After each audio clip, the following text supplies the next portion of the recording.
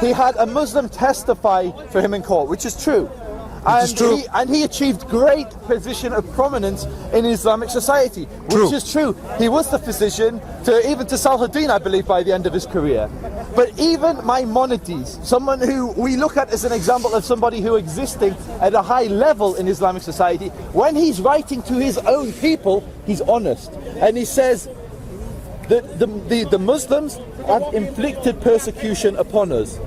We have suffered greatly. His words are, no nation has persecuted us more than this nation. Okay. So this is clearly, and even you put forward the argument that's been made. The fact that this has been universally accepted by Jews as being part of the narrative suggests there must be a remnant of truth in there, that there was persecution of Jews in Muslim society. Now, let's get on to what is that persecution. Okay.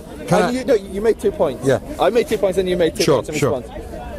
Now you said, and maybe this is why we can make it a little more engaging, because the big long speeches don't really help any of us engage the viewers. I agree. So I'm going to say, I can give categoric examples of where I'm persecuted against in a caliphate that's run according to Sharia, according to the Sunnah of Muhammad.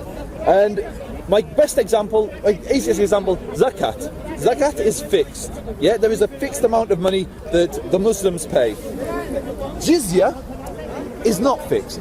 Jizya is dependent upon whatever the caliph decides that the Jew is going to pay, or the person of the book is going to pay. Now, under some caliphates, that was a reasonable amount. And it does say that the poor don't have to pay the jizya. But if they're not poor, then it's down to the caliph to determine what the Jews pay, what the Christians pay. And that is separate from what the Muslims pay. And it can be a lot more, and it can be less. It really depends on the caliphate. And so when you segregate a society and you say Muslims pay this tax and non-Muslims pay another tax, that ultimately is an example of discrimination that has been abused throughout history. Okay, I'm going to get more quick fire. Great points. Now coming back to the letter of Maimonides, first of all we need to show whether the letter is actually authentic. Even if it is authentic, let's assume for the sake of the argument, Maimonides actually wrote that letter. There is no problem in it. I'll tell you why. Maimonides has been severely persecuted by a Muslim group called Al-Muwahidun, right? If a person who was tortured or persecuted by ISIS today and was to write a letter about Muslims, I wouldn't blame him. I wouldn't blame him for assuming that I am being persecuted by Muslims, because these people have the appearance of Muslims, unfortunately, right? Now Maimonides, the question is, when he wrote this letter, where was he writing this letter from? Egypt. Okay. Now what period of his Egyptian existence was this? Was this the early period when he had recently come from Spain, having been persecuted and put through all that? Or was it actually after he had become the physician to the Sultan himself? Okay, if Maimonides is writing this letter after he's a physician to the Sultan, the doctors to the Sultan, then there are two options here. Either he is lying about his condition, because how can you be the physician to the Sultan, the doctor to the Sultan, to the king himself, and say our condition is very bad? And it is very possible that he was lying. Why? Because why is he writing this letter? And who is he writing this letter to? According to what Joseph read, this letter was being written to a Jewish group of people in Yemen who were considering accepting Islam, who were contemplating becoming Muslims. And his job as Rambam, or the second Moses, or the shepherd of the flock, if you like, his job was to sway them, to put them off, to push them away from Islam. And to say all those things, it does exactly that. These people are barbarians, they persecute us, we're not happy with them, don't accept Islam therefore. So all these things put together, one can easily contextualize the letter. But looking at the bigger picture, now it is very clear that Joseph accepted that Maimonides definitely had a high position in Muslim societies. If the Jews were persecuted as he claimed earlier, why would a Jew be a physician to the Sultan? Why would a Jewish person be given that position. And such a sensitive position. Who is a physician? Someone who's checking your pulse, someone who's prescribing medicine for you, even possibly giving you medicine. He can easily poison the Sultan and kill him. Why would the Sultan trust a Jewish man, and not only any ordinary Jewish man, a rabbi of that repute, a rabbi of that status, someone who is known as the second Moses among the Jews, later on actually. So let's not be anachronistic about history. So it is very clear that he had a high position. Now it doesn't stop there. We can look at other Jewish testimonies from Spain. No, very quickly, yeah, let me finish this. Yeah, very quickly, yeah. There was a Jewish rabbi called Bahya bin Pakuda. Have you heard of him? Yes? Yeah. You know Bahya, yeah? Bahya bin Pakuda, writing in Cordoba, 1080s. He writes that our living condition is not the same as the Muslims, it is better than theirs. We are more prosperous than the Muslims are under the rule of the Arabs. There you go, that's one testimony. Let's fast forward. Let's Al-Andalus. Al-Andalus, yes. Okay. Let's fast forward. During their yeah, let's fast forward. Okay, we have, for example, in the 9th century, okay, there is an anonymous Jewish source, a commentary on the Torah. Okay, it's called Petrus Ephron. Petrus Ephron, Karen Armstrong, she refers to this book in her History of Jerusalem, and she states that this anonymous author, Jewish author, wrote about the conditions of the Jewish people in Jerusalem in the 9th century during the Abbasid period. He states that we have been honored by the Ishmaelites, that we worship together the same God in this holy place. In other words, he was praising the condition of the Jewish people under Islamic domain. Then we have other testimonies from I'm giving you different dynasties very quickly because time is running out and Joseph needs to talk about this, yeah? And I have written an article on this, by the way. This is why I know these sources, yeah? Then we move forward to the Ottoman period when Jerusalem was governed by the Ottomans. To be very precise, during the reign of Sultan Suleiman the Magnificent, who governed from 1520 to 1566, if I'm not mistaken, right? He governed 46 years.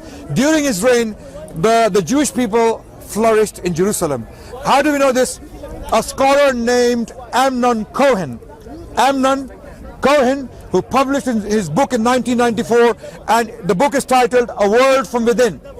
The court records from the Islamic Court of Jerusalem. In these two volumes, he discusses the history of the Jewish cases. Are you listening, everyone? Jewish cases filed within the Islamic Court of Jerusalem. So he studied cases from the year 1500 to 1570. 70 years of cases he studied. He came up with 1,000 Jewish cases filed in the Sharia court, filed by the Jewish people voluntarily. And Amnon Cohen, being a Jewish scholar from Israel, he wanted to know why the Jews were doing that. Why were they going to the Sharia court, even though they had their Beth Dins, they had their own Jewish courts in Jerusalem. But he states, this is a Jewish Israeli scholar, in 1994, he states, based upon his study, this was because the Jews expected justice to come quicker from the Sharia court than their own courts. And cases vary from for example, from a case about nafaka, what we call, provisions. If a wife has been divorced and she needs provisions from the husband, and there are other domestic cases being discussed in these courts. So his conclusion is that the Jews of Jerusalem in the 16th century were more prosperous than the Muslims were. So perfect. Okay, wait. Of course, Joseph. One second. Don't do quick fire. You really don't do quick fire. I'm finishing because this topic is so important. And yeah, but I'm coming back to zakat issue. Can we so these examples from different dynasties in different periods in different places show you what general pattern of Muslim behavior was: kind, generous, and harmonious towards the Jews, right? The Jewish people flourished in different ways. I can give you examples. Joseph, please. I was very patient listening to you. Be patient with me as well. I know some of this information is difficult to fathom. But I'm giving references. Wrong, right, and most references I gave are from Jewish sources, by the way.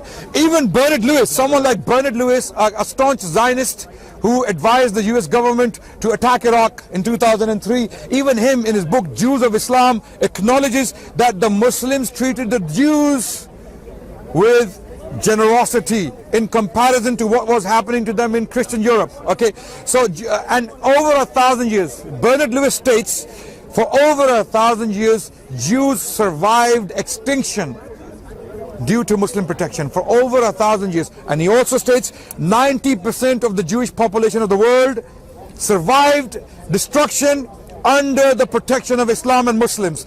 Bernard Lewis, again, my references are very clear. Go and check and come back to me if I'm lying. Okay, now next point, zakat. Can we come back to zakat? No, you raised it.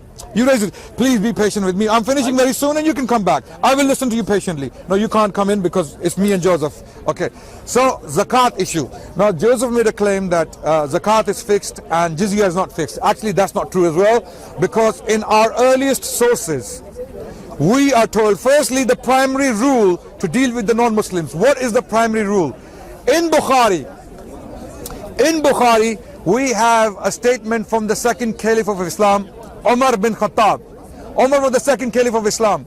And what did the Prophet say about him? Alaykum bi sunnati wa sunnati al-khulafa ar-rashidin al-mahdi min ba'di. Upon you is my way and the way of my rightly guided caliphs. Who were they? Umar is one of them, so we have to follow him. Umar, upon his deathbed, when his stomach was split open, dying man, he advised for his successor. He stated, whoever succeeds me, beware of the rights of the non-Muslims. Do not overburden them. Do not put a burden upon them more than they can bear. Umar, the second caliph of Islam, the words of a dying man, right? These words were directly relevant to the Jewish people, okay? Because who was he talking about? He was talking about the Jews and the Christians. Okay, so what is jizya? Jizya is 1 gold coin per year. It is clearly stated in Futul Buldan, Imam Buladhuri's book, Futul Buldan, the conquest of lands. In that book, there are documents that clearly state that the jizya is 1 gold coin every year, which is 4 grams of gold, in current value 200 pounds a year. So if there is a millionaire Jewish merchant who has £1 million in his bank account, in theory, theoretically, according to the Islamic sources, he has to pay 200 pounds every year. If a Muslim has £1 million in his bank account, he must pay 2.5%, which is 25,000 pounds. Where is justice in that? I as a Muslim can stand up here and say, you know what, Islam is actually not just to the Muslim people. Islam is more just to the Jewish people. The Jewish merchant has to pay 200 pounds every year, even though he may have £1 million in his bank account. But me, I have to give 25,000 pounds over or for £1 million. Now this is theoretically the earliest Islamic sources. What happened later on, no doubt, sources are abused, they were misused. Even today, groups like ISIS and other extremist entities are using sources to abuse. The Jewish people are doing it. The state of Israel is abusing, misusing the Jewish sources. So we have extremists, we have unpleasant characters, we have people who abuse our sources throughout our history. Jews did it, Muslims did it, Christians did it. So the good thing about us, me and Joseph, is that we are brothers in that thought. Why? Because he also believes that there are extremist Jews who do extreme things and abuse the sources. I also believe that there are Muslims who are extremist Muslims who abuse the sources. Now, over to you. Sorry, okay. do apologize for the long speech. Supposed to be a quick fire round. But you're raising points, they need to be responded. It's fine. Your turn to respond, and then I want to point out is what just happened then. So, we went to the Almohads and we agreed on the Almohads. They're not good Muslims. You brought a proof which was Maimonides. And we then established that actually your understanding of Maimonides maybe isn't the Jewish understanding of Maimonides. And the Jewish understanding of Maimonides is that he was persecuted under Islam. You then went to some very a lot of material I haven't heard of. So you mentioned Petrus Ephron or something. Never heard of it in my life. So we're now talking very fringe sources which most Jews are not familiar with. So I will go away and read. Bernard Lewis. Bernard Lewis he's a historian. He's got nothing to do with the actual. He's Jewish historian. I'm talking about source material. I'm talking about the source material. And then you mentioned, and you went to the 16th century Ottomans in Israel. Now I would encourage anybody to type into Google 1517 massacre of Jews in Hebron. The Jews were massacred by Ottomans in Hebron, in Israel. And so again, at a time when you've given as Jews having a good straight to the massacre.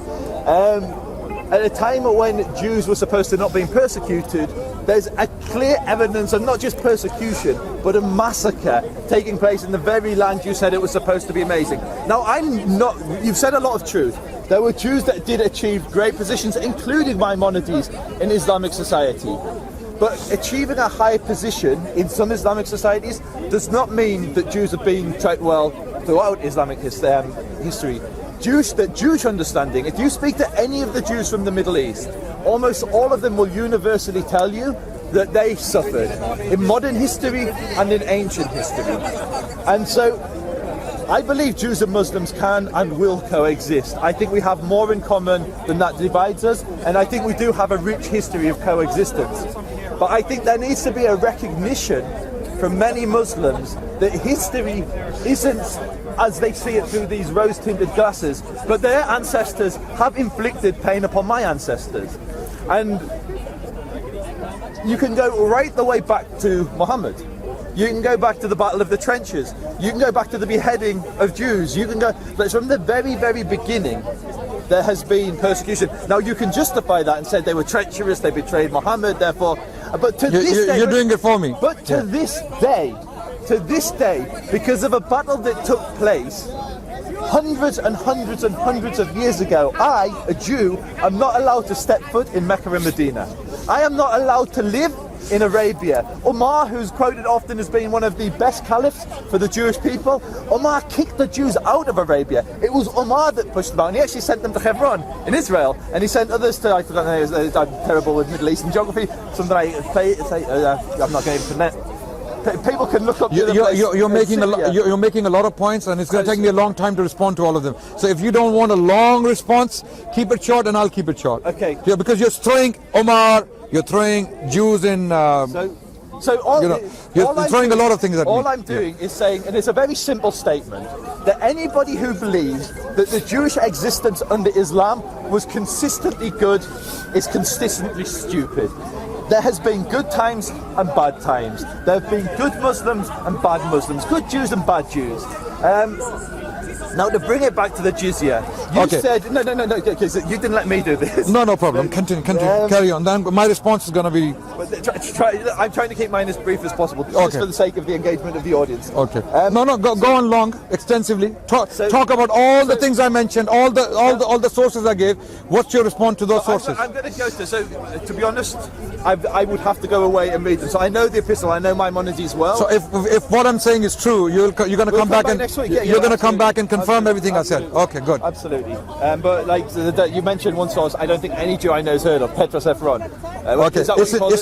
I got the source from Karen Armstrong. She's not Jewish though, so she's a nun. So yeah. If she's not Jewish, that means she's lying? No, I'm just saying, I don't know if this is something she actually taught at a rabbinic school, by the way. I don't know if you know this. Karen Armstrong was teaching at a rabbinic school. I find that hard to believe. Go and check. Yeah, she was teaching at a rabbinic school. And rabbinic school, and the book is the history of Jerusalem. The history of Jerusalem. That's where I got the source Petrus Ephron from, which she quoted in her book. So it is very clear. I mean, every single thing I'm quoting, please do ask me if you want to know the source. So Hadith. You mentioned that the jizya is 1 gold coin. That was your words, not mine. So I'm going to read you one of the Hadith, and you can tell me if it's correct. Where is the source? So the where is the source Hadith from?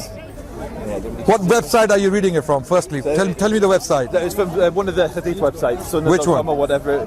No. This is not. I put together a spreadsheet. Okay. So I'll tell you where it is, and I'll tell you which book it is. Oh, good. So Muwatta Malik. Okay. Zakat, book 17, Hadith 44. Zakat. Book 17, Hadith 44. Okay. So, by the way, Muwatta is not all authentic. Okay, that's fine. Okay. But this is what he says. Yahya related to me from Malik, from Nafi, from Aslam, the Mullah of Umar ibn al-Khattab, that Umar ibn al-Khattab imposed a jizya tax of. Is it going to be a gold coin or is it going to be something else? Okay, go 4 ahead. dinars on those living where gold was the currency, and 40 dirhams on those living where silver was the currency. Okay. In addition, they had to provide for the Muslims and receive them as guests for 3 days. Now, first and foremost, all I'm doing here is stating that it wasn't one gold coin. And if you read, there's various hadiths that talk about this. It literally depends where they're living. And they put conditions. So if you're traveling through a land, you're taxed at a different rate as if you live in that land. And so the belief that Jews pay a fixed gold coin is wrong. Okay. People of the book. According to Muwatta. Okay. I then also want to read why the Jews pay the jizya. What does the Quran say? And how is that explained by the Hadith?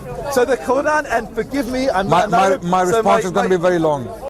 Now, let's say, so we have to ask the question, why? Joseph is absolutely right. I'm confirming that. Yes, so that's true. Why did the Jews leave the Arab world? If life was so good under Islam, why did the Jews flee?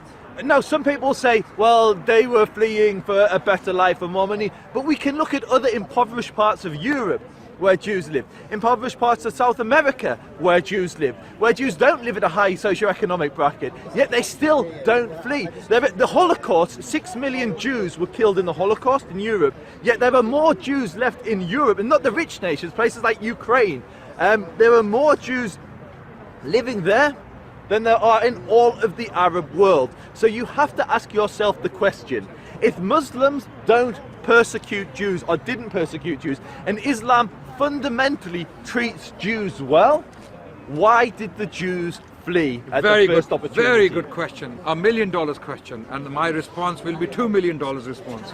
Okay, the question is, if Islam was so good to Jews and if the Muslims flourished, and Joseph still uses the word if, despite all the evidence I presented, historic evidence, which cannot be denied and has not been denied by most Jewish historians, amazingly. Joseph still puts a big if on that. No problem. You can go and check all the sources I've given. You many of the historians no say the problem. opposite. Amazingly, it is the Jewish historians who are insisting on the golden age of the house of Israel under Muslim rule. Now, my question is, Joseph, if your question is valid, and if it is an intelligent question, where were the Jews for 1,000 years, from the year 1000 to 1900? Very simple answer. Yes. So where were they? Where was the 90% of the Jewish population? What's the date range? Just give me the dates again. Let's say 900 to 1900, 1,000 years. So 900 to 1900. 1900. So I would it's a change because the majority of them began to be in Ashkenaz in Europe. But you're talking the earlier history when they were for 1,000 years. 90% of the Jewish people, where were they? So they were living where they lived before the advent of Islam. Yeah, they were living in the Middle East. They were living in Spain, they were living in Morocco, they were living... According to Bernard Lewis, again a Jewish history. Babylon, so 900... Iraq, Yemen, Egypt, North Africa, even India, Mughal India, and post-Mughal India. Yeah, very few, no doubt. Turkey, okay. So Joseph is actually confirming that over 90%, I mean, according to Bernard Lewis, over 90% of the Jewish people for 1,000 years lived under the domain of Islam. Why? Why were they not escaping to Africa, for example? That's not true. No. If they don't want to go to Christian Europe, I can understand, because they were being let me finish. Sorry. They were being accused of dicide. Dicide is killing of God. The Jews were persecuted heavily throughout Europe and European history for killing God, Jesus Christ. Okay, and the book, just killing the and prophets. the Talmud was burnt in public in the 13th century after the Fourth Lateran Council of 1215. And many examples. In fact, the reason why the Jews welcomed the Muslim forces as liberators was the Fourth Council of Toledo.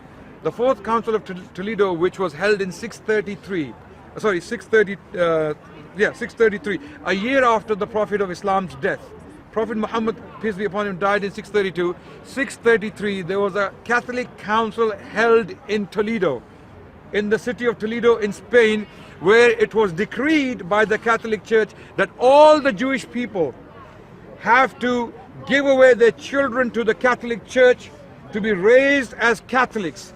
So the Jewish children were forcefully converted into Christianity. When the Muslims came in 711, literally, let's say, almost 80 years after this incident, the Jews welcomed them as liberators, according to Zion Zohar, another Jewish historian, right? So all of this put together, we see that the Jewish people were happy under Muslim rule. How do we know that? By looking at their testimonies, which I have already quoted earlier, from place to place, person to person. Jewish rabbis are saying, we are happy, we are pleased, our living standards are even better than theirs, the Muslims. I've got to go in about 2 minutes. Address the question which why was the Jews flee. now why did the Jewish people leave the Muslim lands? The doing of Israel. Because what happened was, when the Zionists took over after the British mandate, they took over the land of Palestine and they conducted massacres of innocent Palestinians. There was a backlash. You know what brothers like Joseph failed to understand, or possibly deliberately failed to acknowledge, is the political milieu, the political situation of the Middle East at the time. Okay, Muslims didn't suddenly wake up one day and say, okay, hold on a second, we're going to go for all the Jews now. No, it doesn't work like that. They had 1,000 years to do it. They had 1,000 years to do it when they had armies like Mamelukes, the Ottomans. You know what the Ottomans were? Do you know their military strength? You know what they had? You have no idea. They besieged Vienna, thousands of miles away from Constantinople. You're telling me they couldn't see the Jews at home, right at the doorstep? They could see them, right? What happened in 1940s is the question. Why suddenly all the Jewish people started to leave Muslim lands? Because they were blaming the Zionists, like Orthodox Jews from Stamford Hill and Golders Green today are daily and nightly condemning the Zionists for doing things in their name which they completely disown. And we cherish these Jewish brothers and sisters, who are great people, who are simply disowning the Zionists like we the Muslims disown ISIS, right? ISIS equals Zionists, okay? And speaking against the atrocities of the Zionists against the Palestinian people is not anti-Semitism, because there are I have Jewish friends, they are not Zionists, and they condemn all the atrocities against the Palestinian people, right? So this is what happened in the 1940s. Okay. A historic context which is not acknowledged. So why did they suddenly wake up? So this is what happened. That's why many of these Jewish people started to leave Muslim lands, because they could see what was happening in Palestine at the time is going to have an impact on their lives. So they started to leave for lands where they felt safe, and I don't blame them. And they were doing what was best for them. And to this day, we have nothing but a feeling of sympathy, a feeling of love and compassion towards the Jewish people, despite all the atrocities in this brother Gad. So what's going on? How are you? Thank you. He came just to say how are you. He's Jew, by the way. How are you? He's Jewish. Okay. Yeah, he's Jewish, and he is anti-Israel. That's one of the things. Oh, there you go. Thank you. What a timely, what a timely entry. Perfect timing. Yeah. So he's got that. As well, he is well learned about history. He's will learn about many things about all So the at least I don't look like. I've literally got to go. At least I don't don't look. said 2 minutes ago. Okay. I'm just going to make my closing. Oh, wait. closing My comments. final statement, and then you can come in, Joseph. So as I said, to emphasize the point, we have nothing but a feeling of sympathy, love and compassion towards the Jewish people. In fact, the Constitution of Medina, the document agreed upon between the Prophet of Islam and the Jewish people of Medina, it states, the final sentence is that Muslims are commanded to extend a hand of sympathy towards the Jewish people, right?